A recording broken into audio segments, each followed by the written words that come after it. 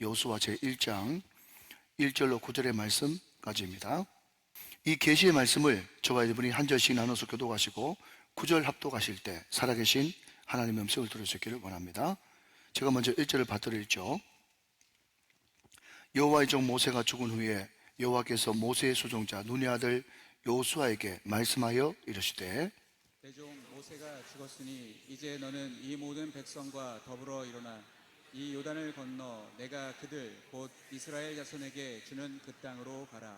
내가 모세에게 말한 바와 같이 너의 발바닥으로 밟는 곳은 모두 내가 너에게 주었노니 곧 광야와 이 레바논에서부터 큰 강 곧 유브라데 강까지 해쪽 속의 온 땅과 또 해 지는 쪽 대해까지 너희의 영토가 되리라. 내 평생에 너를 능히 대적할 자가 없으리니 내가 모세와 함께 있었던 것 같이 너와 함께 있을 것임이니라. 내가 너를 떠나지 아니하며 버리지 아니하리니 강하고 담대하라. 너는 내가 그들의 조상에게 맹세하여 그들에게 주리라 한 땅을 이 백성에게 차지하게 하리라. 오직 강하고 크게 담대하여 나의 종 모세가 내게 명령한 그 율법을 다 지켜행하고 우러나 자르나 치우치지 말라. 그리하면 어디로 가든지 형통하리니 이 율법책을 내 입에서 떠나지 말게 하며 죄하로 그것을 묵상하여 그 안에 기록된 대로 다 지켜 행하라. 그리하면 내 길이 평탄하게 될 것이며 내가 형통하리라. 9절 다 같이요. 내가 내게 명령한 것이 아니냐. 강하고 담대하라. 두려워하지 말며 놀라지 말라. 내가 어디로 가든지 내 하나님 여호와가 너와 함께 하느니라 하시니라. 아멘. 자, 우리 인사 한번 하시고 말씀을 받도록 하겠습니다. 이렇게 옆에 분들과 인사하시죠. 오늘보다 굿을 뛰어넘어 베스트가 되세요. 한번 인사하시기 바랍니다. 시작. 오늘부터 굿을 뛰어넘어 베스트가 되세요. 아멘. 네, 꼭 그렇게 되시기를 주님의 이름으로 축원합니다. 교회 역사를 이제 읽어보면 동시대에 사도 바울이라고 하는 사람하고 아볼로라고 하는 사람 두 사람이 나타납니다. 성경에 기록된 것 같이 아볼로는 학식이 뛰어나고 구변이 얼마나 좋은지 그분이 강단에 서서 말씀을 전할 때 교회 사가들에 의하면 사람들이 쫙 집중되면서 야, 어떻게 저런 말씀이 다 나오지? 달변이야 달변, 천재야 천재 하면서 그 능숙함과 그 달변에 사람들이 입이 쩍 벌어지고 놀랐다는 거예요. 그게 아볼로의 설교였습니다. 다 역사책에 기록되어 있는 그런 내용입니다. 반면에 사도 바울이 강단에 탁 올라가면 말이죠, 그가 말씀을 시작하고 얼마 되지 않아 가지고 이쪽 저쪽에서 막 울음이 터진다는 거예요. 회개 역사가 일어나고 꼬꾸라지는 역사가 일어나고 사람의 삶이 변하고 인생이 송두리째 바뀌는 그런 역사가 막 일어났다는 거예요. 그런데 사도 바울의 설교를 들으면서 감히 천재다, 달변가다, 또 말빨이 좋네 이런 이야기를 감히 하지 못하고 그 말씀 앞에서 쓰러지고 꼬꾸라지고 회개하고 통곡하고 인생이 바뀌는 그런 역사가 일어났다는 거예요. 사랑하신 여러분, 제가 설교 서두에 왜 이런 이야기를 하는 것입니까? 제가 오늘 이 여호수아서를 강의하면서 여호수아의 전체 주제를 제가 이렇게 잡았어요. 굿을 뛰어넘어 베스트. 여러분, 아볼로의 설교는 굿이에요. 굿. 예, 얼마나 말을 잘하고 학식이 풍부하고 사람들의 시선이 집중되어지고 또 정말 달변가인 그런 설교였지 않습니까? 그것은요 굿이에요. 그런데 베스트는 뭐냐 하면 사도 바울의 설교처럼 말씀을 전할 때 회개 역사가 일어나고 자복하는 역사가 일어나고 아멘할 때까지 꼬꾸라지고 삶이 송두리째 변하는 이것이 베스트란 말이죠. 그 설교 앞에서 감히 말을 잘하니 천재니 이런 이야기를 감히 못한다는 거예요. 여러분, 제가 이 말씀을 드리는 이유는요, 그냥 제 개인적인 기도 제목이기 때문에 양해하고 들어주시면 감사하겠습니다. 저는 개인적으로 제가 설교 은사를 받았다고 생각해요. 설교 은사가 뭐냐면요, 제가 설교 말씀 준비하는 것을 좋아하고 또 제 설교 듣는 성도들이 지겨워하지 않고 쫙 이렇게 집중하면서 잘 들어주는 것, 이게 하나님께서 저에게 주신 특별한 은사가 있었기 때문에 그렇다는 겁니다. 그런데 저는 마음속에 계속해서 옛날부터 오랫동안 10년 넘게 기도해오는 기도 제목이 뭔가 하면, 하나님, 제 말씀 가운데 말씀의 은사를 뛰어넘어 권능을 주십시오. 방금 언급했던 사도 바울처럼 또 찰스 피니처럼 조나단 에드워드처럼 스펄전처럼 존 웨슬리처럼 그 말씀을 전할 때 그 말씀 듣는 모든 사람들이 통곡하고 자복하고 삶이 변하고, 심지어 말씀을 전할 때 그 말씀을 선포한 대로, 기도한 대로, 전하는 대로 환경도 상황도 여건도 변화되어 버리는, 주변 환경도 새로워져 버리는 그런 역사를 허락하여 주십시오. 사랑하는 여러분, 우리 교회 강단이 그런 교회 강단 되시기를 주 예수 그리스도의 이름으로 축원합니다. 또 이번 주부터 시작되어지는 우리 다음 세대 여름 행사 가운데 그런 놀라운 구원의 역사와 성령의 나타남의 역사가 충만하게 임하게 되시기를 주 예수 그리스도의 이름으로 축원합니다. 여러분, 우리가 여호수아서를 지금 펼치고 있는데, 이 여호수아서를 얼핏 보면, 제가 방금 말씀드렸듯이 얼핏 보면요, 여호수아의 굉장한 리더십을 볼 수 있습니다. 여호수아가 눈에 들어와요. 여러분, 먼저 여호수아는요, 굉장히 실행 능력이 뛰어난 사람이었습니다. 여러분, 제가 제 나름대로 언어 유희로 실력이 뭐냐, 실행 능력이 실력이다, 이렇게 말을 만들어냈어요. 무슨 이야기인가 하면요, 많은 사람들이 말은 잘합니다. 알기는 많이 알아요. 그런데 자기가 알고 있는 그 지식과 또 알고 있는 그 노하우를 자기 삶의 현장에서 구현해낸 사람들은 별로 없는 거예요. 그러니까 실력이 뭐냐라고 물으신다면, 자기가 이론적으로 머리로만 알고 있는 그것을 현실로 삶의 현장에서 구현해낼 수 있는 실행 능력, 그것이 실력이다. 제가 그렇게 정의를 내리고 있습니다. 그런데 여러분, 이 실행 능력이 대단했던 사람이 여호수아라고 하는 사람인데, 이 실행 능력 가운데도 순발력이 대단한 사람입니다. 자, 여러분, 여호수아 10장으로 가보면 기브온 민족이 이제 이스라엘 백성들하고 이제 협약을 맺었어요. 동맹을 맺었습니다. 기브온 사람들이 자기들을 배신하고 이스라엘과 동맹을 맺었다는 그 이야기를 듣고, 그 옆에 있는 아모리 족속 5 왕이 우리가 힘을 합쳐가지고 그 기브온 백성, 우리를 배신하고 이스라엘에 붙은 그 놈들을 혼쭐을 한번 내주십시다 하면서 1대1로 붙여도 여러분 당할까 말까 하는데 5대1로 붙게 된 그런 상황이 펼쳐진 것입니다. 깜짝 놀란 기브온 백성들이 급하게 전가를 보내가지고, 여호수아여, 가만히 있지 말고 우리를 빨리 와서 좀 도와주십시오 하면서 SOS를 쳤다는 겁니다. 자, 여러분 한번 확인해 보시죠. 여호수아 제 10장 6절 말씀을 제가 읽도록 하겠습니다. 앞을 보시면서요. 기브온 사람들이 길갈 진영에 사람을 보내어 여호수아에게 전하되, 당신의 종들 돕기를 어떻게 하지 마시고 더디게 하지 마시고 어떻게 올라와? 속히 우리에게 올라와 우리를 구하소서. 산지에 거주하는 아모리 사람들의 왕들이 다 모여 우리를 치나이다 하매 그랬습니다. 자, 여러분 여기서 잠깐 한번 보시죠. 제가 제자 훈련할 때나 우리 교육자들한테 늘 하는 말이 뭔가 하면, 여러분 특별히 구약을 보면요, 한 장 한 장 넘길 때마다 거의 빠지지 않고 매 장마다 뭐가 등장하는가 하면 성경에 장소 내지는 지명이 등장합니다. 그러니 성경의 지명, 장소, 지도를 모르고 성경을 본다는 것은요, 그냥 눈을 가리고 성경을 보는 거나 마찬가지예요. 그래서 성서 지도가 필요하고 그만큼 목사님들이 공부할 게 많다는 것을 의미한다는 것입니다. 자, 그런 의미에서 여기서 지도 하나 보시면 좋겠습니다. 지금 여호수아가 주둔하고 있는 그 주둔지는 길갈이라고 하는 곳인데, 그 길갈이 어딘가 하면 여리고 바로 옆에 있는데, 그 길갈은요 그냥 해저, 그러니까 해발이 아니라 수면 높이보다 더 밑으로 마이너스 250m 정도 되는 지점에 길갈이라고 하는 동네가 있습니다. 자, 그 다음 한번 띄워주시면, 그런데 기브온 백성들이 머무는 산지는요 해발 750m 지점 높은 산지에 있어요. 자, 여러분 수학 아닙니다. 산수입니다.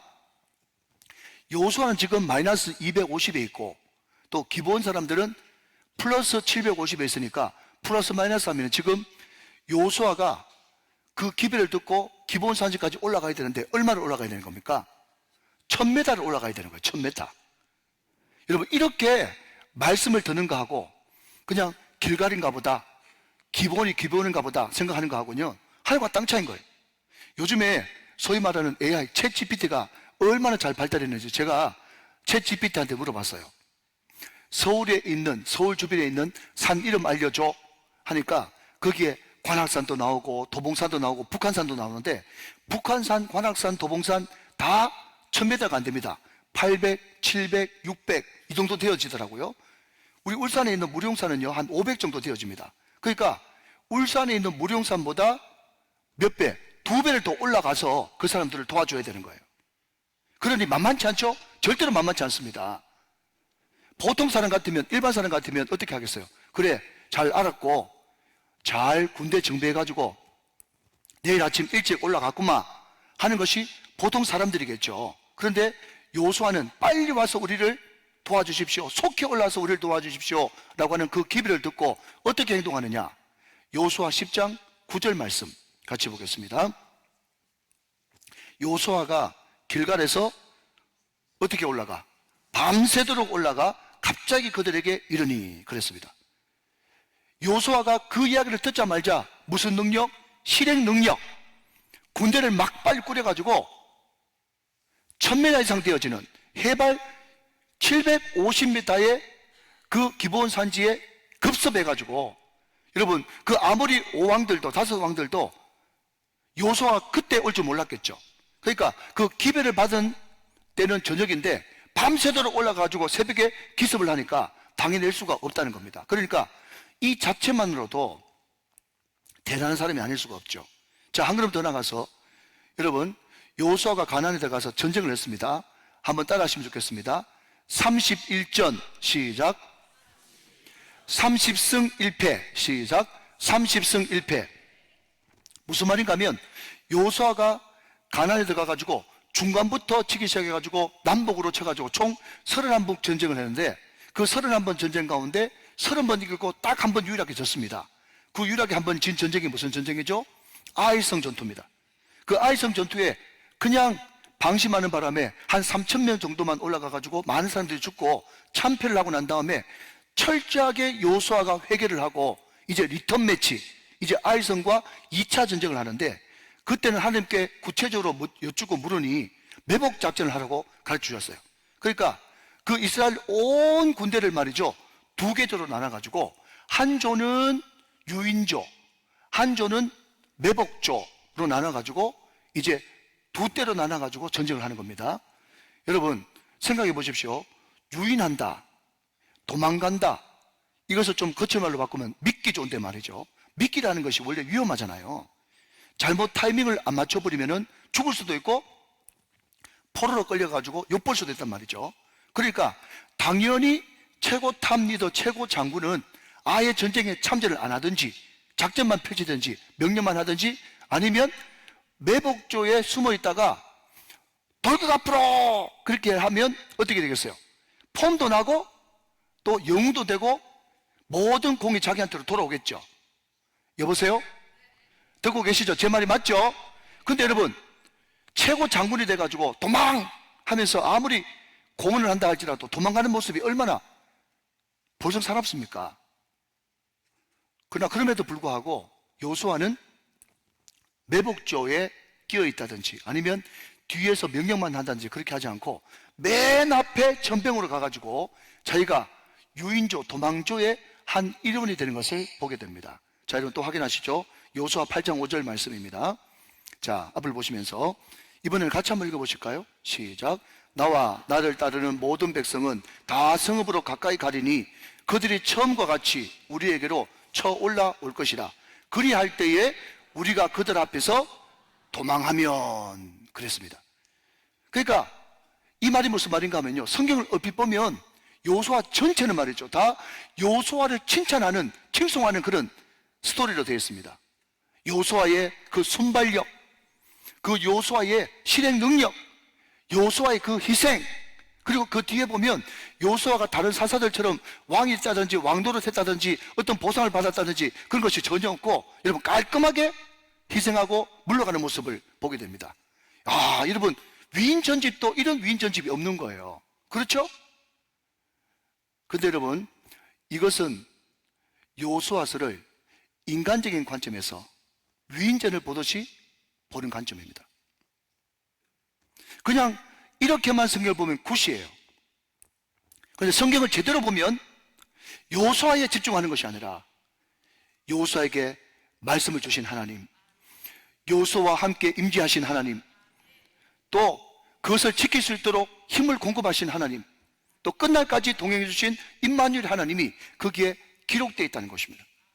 여러분, 이것을 볼 줄 아는 사람이 바로 성경을 베스트로 하나님 중심으로 보는 사람이다 하는 것이죠. 자, 여러분, 그런 관점에서 1절 말씀을 한번 같이 보도록 하겠습니다. 1절 말씀.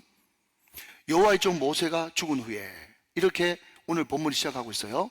자, 여러분, 여호와의 종 모세가 죽었습니다. 자, 좀 지워주시고.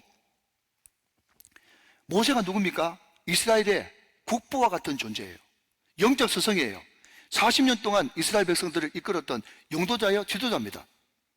근데 만약에 그 모세가 시름시름 앓다가 돌아가시면 대비라도 할 텐데 전혀 그렇지 않았습니다. 신명기 34장 바로 앞에 있는 7절 말씀을 보시면요, 모세가 죽을 때 나이가 120세였는데요 성경 뭐라고 이야기하고 있는 거냐면 그의 눈이 흐리지도 않고 기력이 전혀 쇠하지도 않았대요.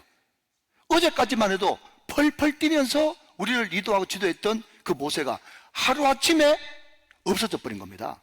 없어져 버렸어요. 죽는다고 하는 시체도 없이 그냥 없어져 버렸어요.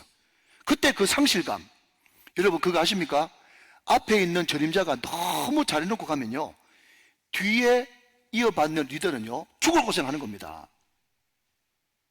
그러니 여러분, 이 여호수아가, 우리는 그냥 인간적으로 여호수아 그러면 찬송가만 떠올라가지고 여호수아 본받아, 항상 여호수아가 돌격대장으로 용감무쌍한 장군으로 펼쳐졌지만 여호수아도 하나님 앞에서는 어쩔 수 없는 인간이라, 제가 자주 말씀드리지만 여러분 보십시오. 우리 배영철 집사님 계신데 배영철 집사님이 어떤 일을 만났는데, 어떤 일을 당했는데 전혀 두렵지도 않고 무섭지도 않고 그냥 담대해요. 덤덤해요. 괜찮아요. 목사님 괜찮습니다. 잘할 수 있습니다. 이런 마음을 진짜 가지고 있어요. 그런데 제가 주제넘게 가가지고 집사님 담대하세요, 두려워하지 마세요, 염려하지 마세요 그러면요, 아니 목사님이 와서 그렇게 위로하기 때문에 인간적으로 고마우니까 예 목사님 괜찮습니다, 예 목사님 괜찮습니다 이렇게 이야기하겠지만 속으로는 뭐라고 생각했어요? 아니 내 믿음을 목사님 어떻게 보고 나 전혀 괜찮은데, 이렇게 말하지 않겠습니까? 제 말이 맞죠? 맞습니다. 그러나 하나님은 전능하시고 전지하신 분이세요. 하나님이 다 아시는 분이니까 지금 여호수아한테 가서 끄덕끄덕 이야기하는 것을, 그것은 강하고 담대하라, 두려워하지도 말고 놀라지도 말라, 강하고 담대하라, 이것을 계속 반복한다는 것은 지금 여호수아가 어떻다?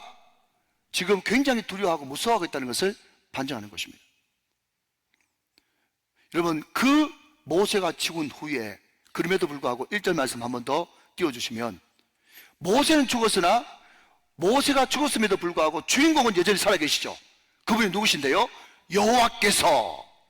사랑하는 여러분, 모세가 죽어도 하나님은 살아계십니다.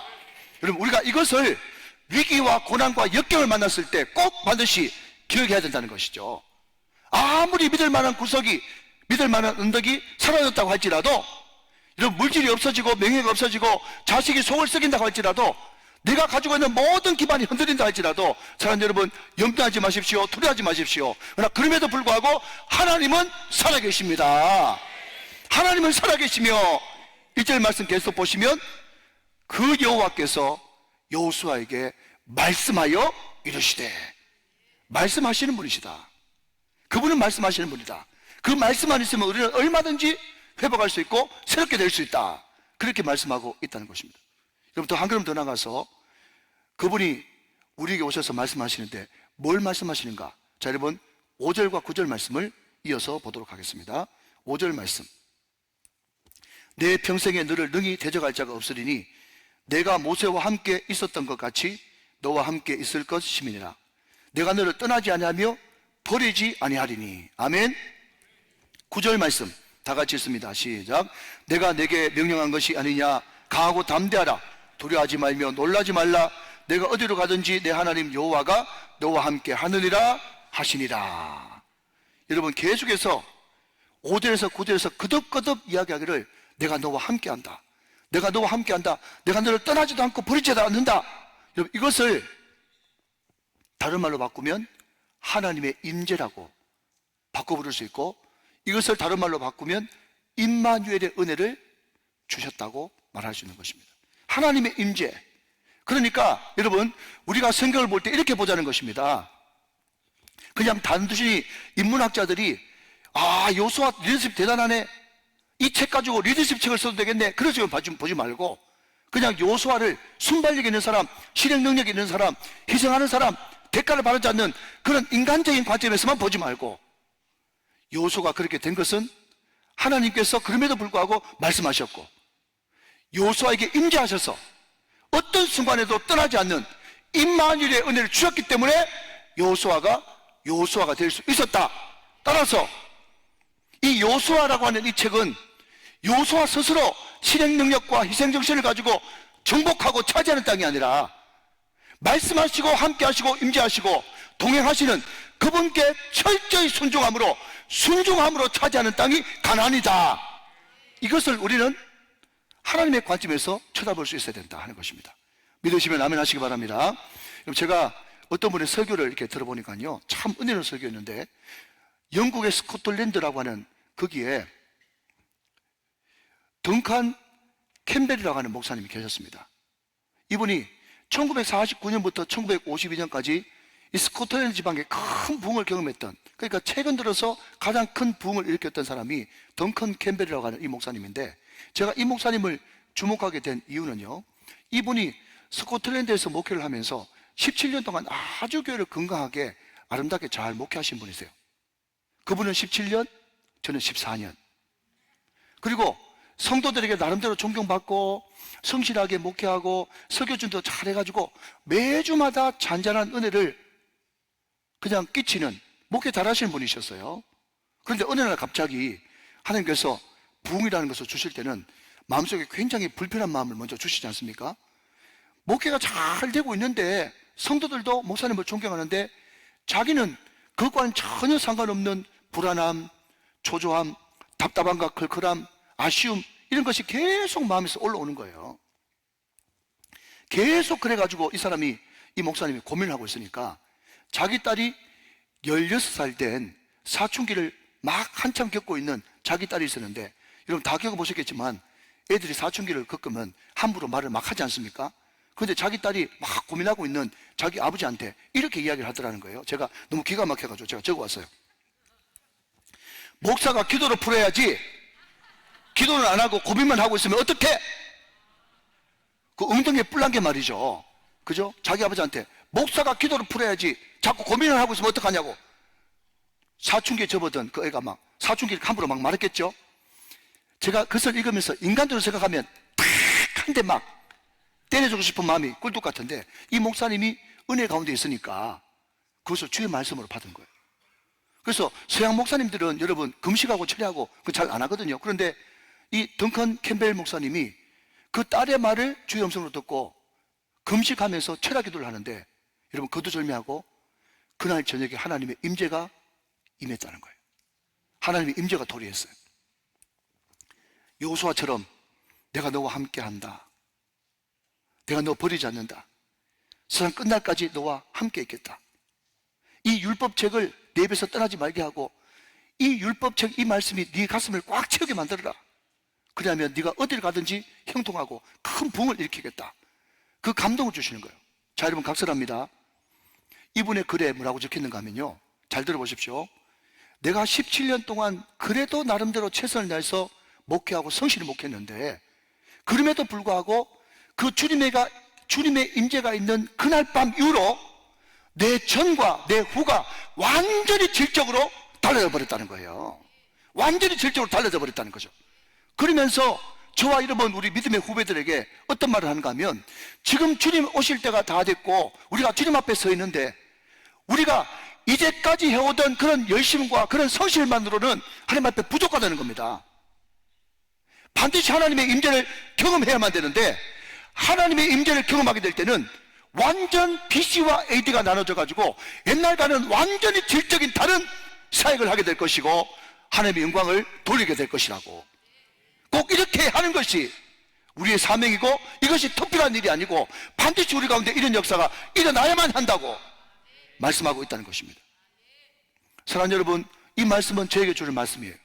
그리고 오늘 이 자리에 계신 장로님, 권사님, 우리 모든 일꾼들, 우리 목자들, 우리 전도 회장님들한테 동일하게 주시는 말씀인 줄로 믿습니다.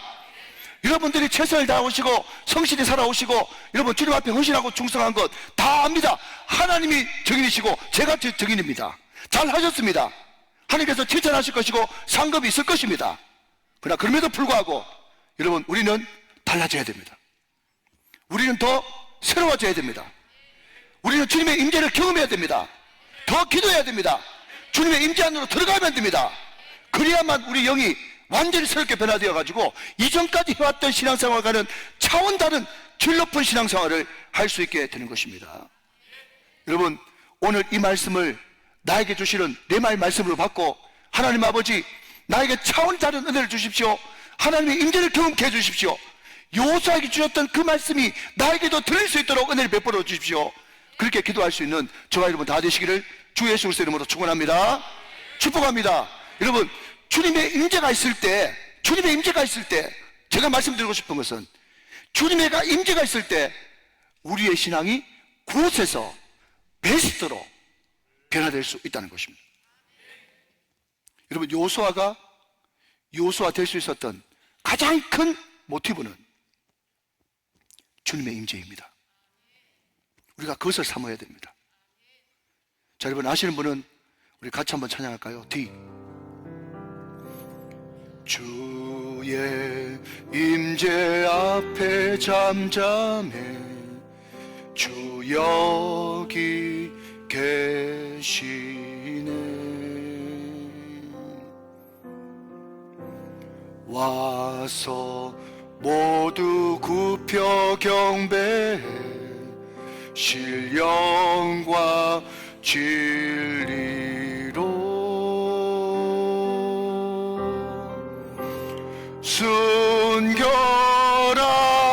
순결하신 주님, 거룩한 존전에 주의 임재 앞에 잠잠해 주 여기 계시네. 할렐루야. 한 걸음 더 나가서, 그렇다면 여러분, 우리가 어떻게 주의 임재를 경험할 수 있을까요? 오늘 세 가지 중에 한 가지만 말씀드립니다. 오늘 본문 7절과 8절 말씀입니다. 오직 강하고 극히 담대하여 나의 종 모세가 내게 명령한 그 율법을 다 지켜 행하고 우르나 좌우로나 치우치지 말라. 그리하면 어디로 가든지 형통하리니. 8절 다 같이. 이 율법책을 내 입에서 떠나지 말게 하며 주야로 그것을 묵상하여 그 안에 기록된 대로 다 지켜 행하라. 그리하면 내 길이 평탄하게 될 것이며 내가 형통하리라. 그랬습니다. 여러분, 여기에 우리가 주목해 봐야 될 단어는 묵상이라고 하는 단어입니다. 묵상. 근데 이 묵상이 히브리 말로 하가라는 단어를 쓰거든요. 근데 이 하가는 여러 단어의 뜻이 있습니다만은 두 가지 큰 뜻이 있습니다. 하나는요, 으르렁거리다. 또 하나는 되새김질하다. 이런 뜻을 가지고 있어요. 이런 말입니다. 여러분, 다 이 두 의미가 짐승과 관련이 있는데, 으르렁거리다라고 하는 이 말은 뭔가 하면요, 들짐승이 몇 날 며칠 동안 먹이를 못 먹었어요. 얼마나 배가 고프겠어요? 억지로 잠이라도 청해보려고 했지만 잠이 안 오는 겁니다. 그러니까 그 고픈 배를 부여잡고 말이죠, 온 산을 으르렁거리면서 그냥 뛰어다니는 상태, 먹이를 구해서 갈급한 상태, 이게 하가, 묵상이라는 단어의 뜻이에요. 마치 목마른 사슴이 물을 먹지 못하면 곧 죽을 판인데 꼭꼭 이상한 소리를 내면서 물을 찾아 헤매는 그 사슴의, 목마른 사슴의 그 울음소리, 그게 바로 묵상 하가라고 한다는 뜻이에요. 한 걸음 더 나가서 우리와 친속한 소가 있지 않습니까? 그 소가 여물을 잔뜩 먹고 난 다음에 그냥 턱 엎드려 가지고 말이죠, 계속 먹었던 그 음식을 다시 뱉어내고 되새김질하고, 마치 맷돌 위에 석석 음식을 올려놓고 갈듯이 또 씹고 또 삼키고 또 씹고 또 삼키고, 예, 아멘 할 때까지 또 씹고 또 삼키고 또 씹고 또 삼키고 하는 그 묵상, 되새김질하는 거. 여러분, 이게 바로 하가, 묵상이라는 단어의 뜻이라는 거예요. 여러분, 짐승이 배가 고파서 잠을 못 잡니다. 지금 사슴이 목이 말라가지고 온 산을 헤매면서 끄끄거리면서 소리를 내고 있습니다. 엄마가 타이밍을 놓쳐가지고 분유를 안 주는 바람에 애가 울고불고 난리 났어요. 아이고 빨리 분유 줘야 되는데 하면서 분유를 급하게 타가지고 여러분 시켜서 아이 입에 물려줄 때 애가 막 울면서 여러분 눈물을 막 흘리면서 개걸스럽게 분유를 먹는 그 장면, 이게 바로 우리가 말씀을 대할 때, 우리가 말씀을 먹을 때 우리의 마음과 태도와 자세가 돼야 된다는 것입니다. 사랑하는 여러분, 그렇게 말씀을 갈급하게 먹게 되면 말이죠, 어떤 일이 발생하는가 하면 그 말씀이 내 마음 가운데 꽉 차버리는 거예요. 요한계시록과 에스겔을 보면 하나님의 음성, 주의 음성을 뭐에 비유했는가 하면 많은 물소리에 비유했습니다. 많은 물소리, 이것을 다른 말로, 쉬운 말로 바꾸면요, 폭포수와 같은 그런 말씀이죠. 자, 여러분 여기서 세계적인 폭포 두 가지 남양 특집을 한번 보시겠습니다. 예, 여러분 보시기에 오른쪽인가요? 오른쪽은 나이아가라 폭포, 또 하나는 이과수 폭포입니다. 여러분 다 어떤 TV 프로나 사진을 통해서 보셨을 거예요. 그 나이아가라 폭포가 저렇게 엄청난 소리로 내려오고 있지만 그래도 배를 타고 저 밑에 폭포 아래까지 가가지고 구경하는 그런 사람들이 있지 않습니까? 예, 우비 있고 말이죠. 그런데 나이아가라 폭포에 그 많은 물소리가 떨어질 때 사람들이 그 많은 물소리 때문에 사람 소리가 잘 들려요, 안 들려요? 사람 소리가 안 들리는 거예요. 많은 물소리 때문에 사람 소리가 안 들린다. 하하! 내가 늘 말씀을 찔끔찔끔 듣고 또 설교 시간에도 가끔 졸고 또 늘 성경 한 장도 겨우 읽고 하면서 말씀을 읽는 분량이 너무 적고 미약하기 때문에 자꾸 세상 소리가 들리고 자꾸 사람 소리가 들리는 것입니다. 우리가 여러분 이 여호수아처럼 하나님의 말씀으로 꽉 차서 이 말씀에 집중하게 되고 이 말씀 소리밖에 안 들리게 되면 우리는 결단코 이 말씀 따라가게 돼 있지 세상 소리 따라 사람 소리 따라 좌우로 치우치지 않게 된다는 것입니다. 오늘 저와 여러분에게 이런 은혜가 있으시게 되시기를 주 예수 그리스도의 이름으로 축원합니다. 우리는 자꾸 여러분 유교 영향권에 있어가지고 좌우나 우르나 치우치지 말라. 그래요, 목사님 맞습니다. 자꾸 어느 한쪽에만 치우치면 안 됩니다. 뭔가 세상에서도 통할 말을 하고 또 교회 안에서 통할 말을 해야 되지, 뭔가 좀 중도를 지켜야지 겨우 계속 말씀을 하면 되겠습니까? 이렇게 생각하면서 중도를 이야기하는 분이 계세요. 그러나 여러분 전혀 그것은 틀린 말입니다. 영어성에 보니까 우르나 좌우나 치우치지 말라, 이것을요 영어에서는 이렇게 번역하고 있습니다. Do not turn from it. Do not 하지 마라, turn 하지 마라, from it 거기서부터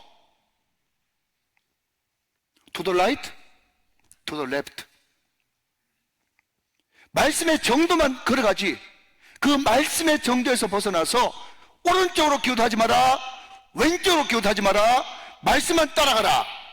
여러분 이것이 바로 우르나 좌우나 치우치지 말라라고 하는 하나님의 명령인 것입니다. 사랑하는 여러분, 말씀이 우리 가운데 꽉 차게 되면, 주님의 음성이 많은 물소리가 우리 가운데 가득 차게 되면, 임하게 되면 사람 소리도 안 들리고 세상 소리도 안 들리고 오직 주님의 음성만 들리고 그 음성만 따라가게 되는 것입니다. 여러분 그렇게 될 때 그 사람이 바로 주의 임재 안에 들어가 있는 것입니다.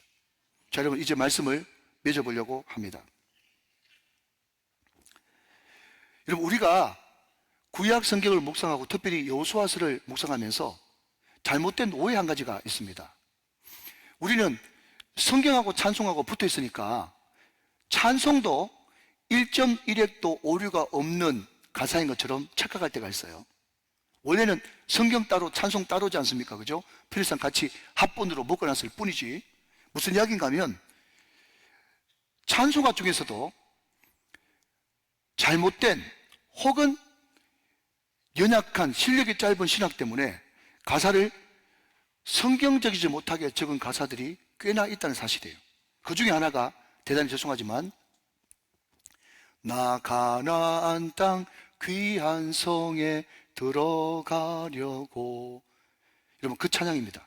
무슨 이야기인가 하면요, 구약 성경에 자주 등장하는 이 가나안을 그냥 천국과 동일시하는 잘못된 룰을 찬송가가 범해가지고 그것이 우리 성도들의 인식 가운데 들어와 버렸어요. 여러분 오늘 다 교정 받으시기 바랍니다. 가나안이 천국 아닙니다. 성경이 이야기하는 가나안은 천국 아니에요. 일단 아멘 하시고. 아멘. 그러면 천국이 뭡니까? 자, 여러분 천국이 뭡니까? 라고 이야기하지 말고 천국이 아니라는 것을 제가 상식선에서 증명해 볼게요. 여러분 가나안이 만약에 천국을 상징한다 그러면 거기에 가나안 7족속은 왜 있습니까? 그게 여리고성은 왜 있고 그 가나안 땅에서 전쟁을 31번이나 하는 그 전쟁을 왜 있는 겁니까? 여러분 천국이 전쟁하는 곳입니까? 천국에 여러분 악인들이 있습니까? 그러니까 여러분 가나안은 절대로 천국을 상징하는 것이 아니에요. 그러면 천국이 가나안이 뭡니까? 가나안이 뭘 상징합니까? 라고 이야기한다면요, 가나안은 승리하는 삶을 의미하는 거죠. 다시 한번 정리합니다.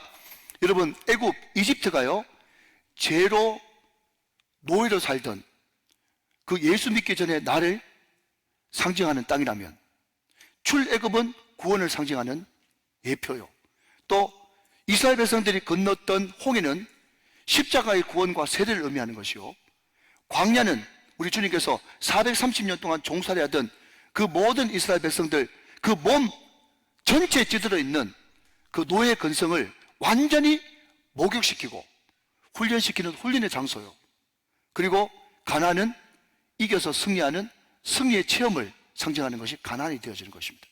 그게 성경의 원래 흐름인 것이에요. 자, 그런데 말입니다, 원래 하나님께서는 그 광야에 1년, 2년쯤 훈련시키시고 깨끗하게 목욕시켜가지고 가나안 땅에 입성시키기를 원했어요. 근데 그럼에도 불구하고 이스라엘 백성들이 끊임없이 무슨 일만 생기면 애굽으로 돌아가자, 애굽으로 돌아가자, 옛날이 더 좋았다 하면서 원망불평했던 그 원망불평 때문에 40년 동안 이스라엘 백성들이 그냥 광야에서 뺑뺑이를 돌다가 출애굽 1세대는 거기서 다 죽고 요수아와 갈렙을 포함한 20세 이하의 다음 세대만 가나안 땅에 들어간 것입니다. 그래서 이것을 놓고 미국의 어떤 큰 기독교 설문조사 기관에서 미국 전역에 우리를 말하자면 이름만 대면 다 아는 유명한 교회 성도들 대상으로 설문조사를 했답니다. 무슨 설문조사를 했는가 하면, 당신은 혹시 구원받았다고 하는 구원의 확신이 있으면서도 그럼에도 불구하고 구원의 기쁨과 감격과 또 승리를 경험하지 못하는 그런 무림한 크리스찬이 혹시 아니십니까? 라고 물어봤어요. 이것을 여러분 지금 버전으로 바꾸면, 당신은 애굽에서 나온 것을 확신하나 아직까지 가나안에 들어가지 못하고 광야에서 아직도 헤매고 있는 그런 오락가락한 크리스찬이 아닙니까? 라고 물어봤더니 참으로 안타깝게도 미국의 유명하다는 교회 1000교회 성도들이 그 중에 90%가 나는 지금 그 상태입니다 라고 고백했다는 거예요.